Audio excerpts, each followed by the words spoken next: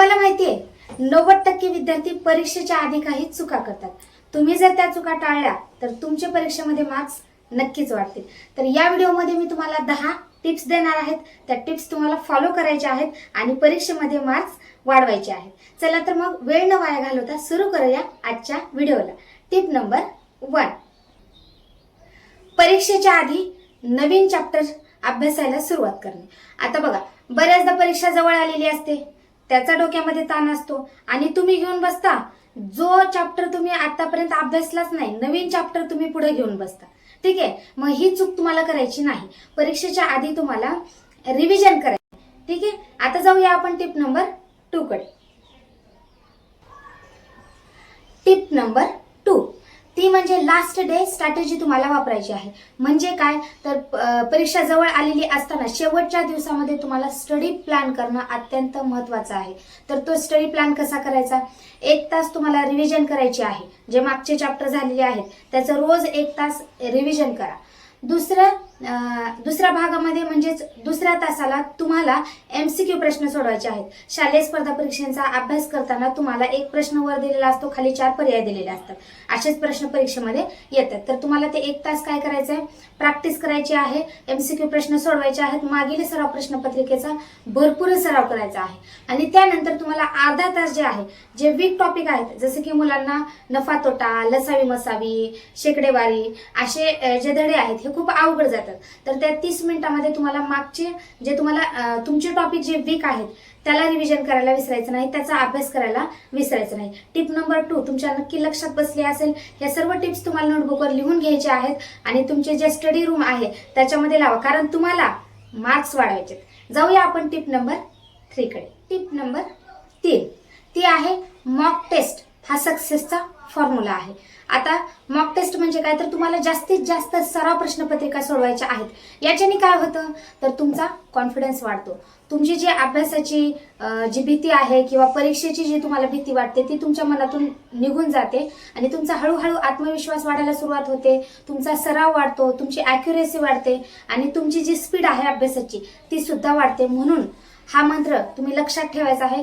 दररोज मागील वर्षी झालेल्या सराव प्रश्नपत्रिकेची तुम्हाला प्रॅक्टिस करायची आहे. याच्याने तुम्हाला परीक्षेचा पॅटर्न सुद्धा लक्षात येतो की कशा पद्धतीचे प्रश्न विचारले जातात, कोणत्या धड्यावर किती प्रश्न विचारतात, कोणत्या धड्याला किती वेटेज आहे, हे सगळं तुमच्या लक्षात येते.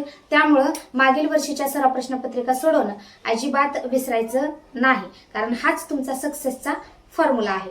आता जाऊया आपण टिप नंबर 4 कडे. 4 ती म्हणजे रॉंग क्वेश्चन्स नोटबुक. चुकीचे जे प्रश्न आहेत त्या प्रश्नासाठी तुम्हाला एक वेगळी नोटबुक करायची आहे. उदाहरणार्थ म्हणजे तुम्ही जर आता बघा एखादी सराव प्रश्नपत्रिका सोडवताय, त्यानंतर त्याच्यामध्ये एखादा जर नफा तोटाचा प्रश्न असेल किंवा मग दुसरा कोणता अपूर्णांकाचा प्रश्न असेल, परत परत सोडवून तुम्हाला तो लक्षात बसत नाही, तर तशा प्रश्नासाठी एक तुम्ही वेगळी नोटबुक करा. ट्रिक्स लक्षात ठेवण्यासाठी त्या नोटबुकमध्ये ट्रिक्स लिहून ठेवा, जेणेकरून बघा दिनदर्शिकेमध्ये आहे 31 दिवसांचे महिने किती, 30 दिवसांचे महिने किती.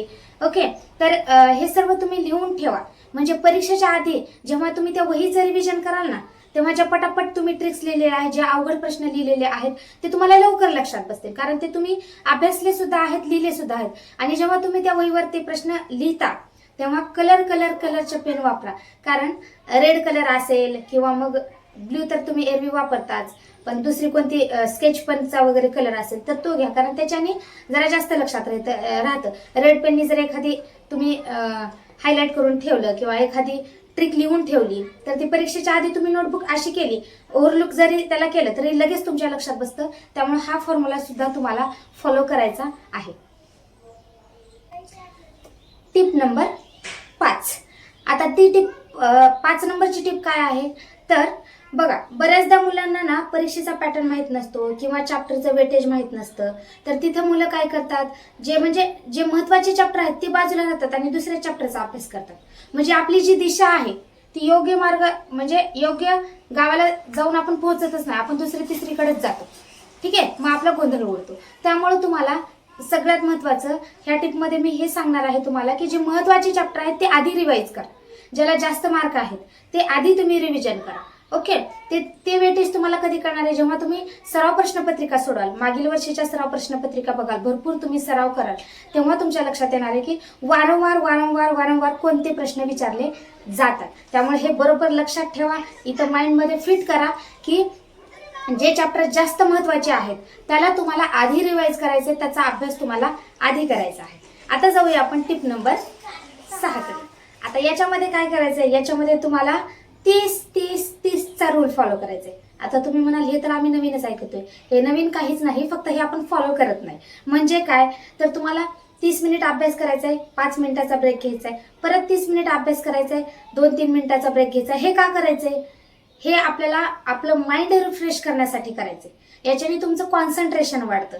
ओके. कारण बघा, तुम्ही जर तुमचं जर माइंड फ्रेश नसेल तर तुम्ही 3-3 तास अभ्यास करत असाल तर तो केलेला अभ्यास तुमच्या परफेक्टली लक्षात बसत नाही किंवा तुम्हाला तो अभ्यास कंटाळवाणा वाटायला लागतो. पण जेव्हा तुम्ही माइंडने फ्रेश असाल किंवा एकदम हॅपी असाल तेव्हा तुम्ही केलेला जो अभ्यास आहे तो तुमच्या जास्त लक्षात राहतो. त्यामुळे आपल्याला माइंडला रिफ्रेश तर करावंच लागेल, कारण हे जास्त महत्वाचं आहे. म्हणून तुम्हाला काय करायचंय, 30 मिनिटाचा अभ्यास करा, 1-2 मिनिटं 5 मिनिटं ब्रेक घ्या, पाणी प्या किंवा त्या जागेवरचं उठा. याच्याने तुमचं कॉन्सन्ट्रेशन वाढायला नक्कीच मदत होणार आहे. आणि ह्या टिप्स तुम्ही फॉलो करताय का नाही, माइंड रिफ्रेश करताय का नाही, हे तुम्ही नक्की कमेंट करून कळवणार आहात. आता जाऊया आपण टिप नंबर 7. ते म्हणजे वेळेचं मॅनेजमेंट शिका.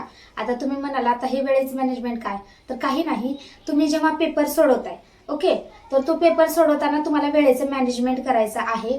म्हणजे ही जी सवय आहे ती तुम्हाला घरूनच लावायची. घरी तुम्ही जेव्हा समजा 75 प्रश्न आहेत आणि दीड तासाचा तुमच्याकडे वेळ आहे, तर तो 1.5 तास तुम्ही प्रॉपर लावून बसायचा आहे घड्याळावरती आणि त्यामध्ये तुम्हाला 75 प्रश्न सोडवायचे आहेत. मग आता तुम्ही जेव्हा सर्व प्रश्नपत्रिका समोर घेता, अवघड प्रश्न बघितला की हे तर येतच नाही असं गोंधळून जायचं नाही. हे तर येतच नाही हे म्हणण्यातच 5-10 मिनिटं निघून जातात. ठीक आहे. त्यामुळे काय करायचं, तुम्हाला सोपे प्रश्न आधी सोडवायचे आणि कठीण प्रश्नाकडे नंतर जायचे. ओके. आणि ही सवय तुम्ही घरूनच लावा, म्हणजे परीक्षेमध्ये तुमचा गोंधळ होणार नाही आणि याच्यानेच तुमचे मार्क्स वाढणार आहे. कारण मुलांना वेळ कुठं जातोय आणि कुठल्या प्रश्नाला वेळ दिला पाहिजे हेच लवकर कळत नाही. कठीण प्रश्न सुद्धा तुम्हाला सोडवायचे, पण कधी जेव्हा सोपे प्रश्न तुमची सोडून होतील तेव्हा तुमचा कॉन्फिडन्स पण वाढतो. तुम्हाला वाटतं की हा येतंय मला. ठीक आहे. तेव्हा तुम्हाला कठीण प्रश्न सुद्धा सोडवायचे आहेत. नाहीतर तुम्ही म्हणाल जगताप मॅडमनी सांगितलं सोपे प्रश्न सोडवा, तेवढ्यालाच गोल करा घरी या.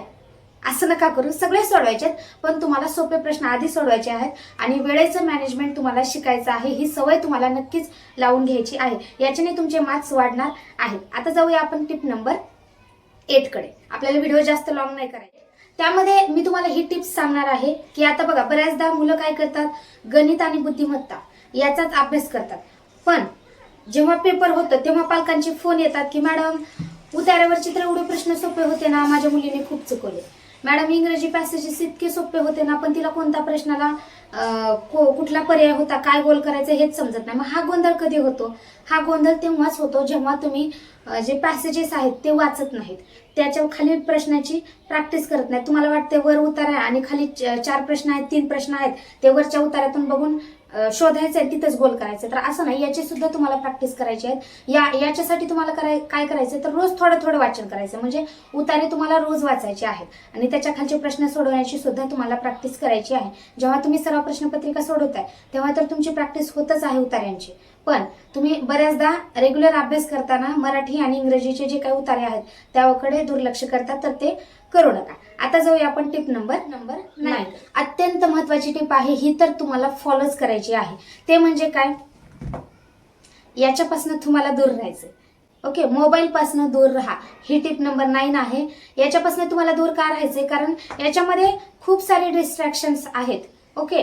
तुम्ही जेव्हा एखादी एज्युकेशनल रील बघत आहात, ते बघता सुद्धा तुम्ही दुसऱ्या रीलकडे जाता. स्क्रोलिंग कधी वाढते तुमची ते कळत नाही, तुमचा वेळ कधी जातो हे सुद्धा तुम्हाला कळत नाही. त्यामुळे याच्यापासून परीक्षा जवळ असताना परीक्षेच्या काळात तुम्हाला याच्यापासून दूर राहायचं. ठीक आहे. हे नक्की तुम्ही फॉलो करा, कारण याच्याने तुमचे मार्क्स वाढणार आहेत. याच्याने तुमचं मोबाईलने डिस्ट्रॅक्शन वाढतं आणि तुमचं जे माइंड आहे ते शांत राहत नाही, तुमचं कॉन्सन्ट्रेशन सुद्धा कमी व्हायला सुरुवात होते. आता जाऊया आपण टिप नंबर 10 कडे. नंबर 10 शेवटची टिप आहे, महत्वाची टिप आहे. बघा, सगळा जो खेळ आहे तो म्हणजे माइंडसेटचा आहे. तर तुम्हाला कॉन्फिडंट आणि पॉझिटिव्ह माइंडसेट ठेवायचा आहे, घाबरायचं नाही. ठीक आहे.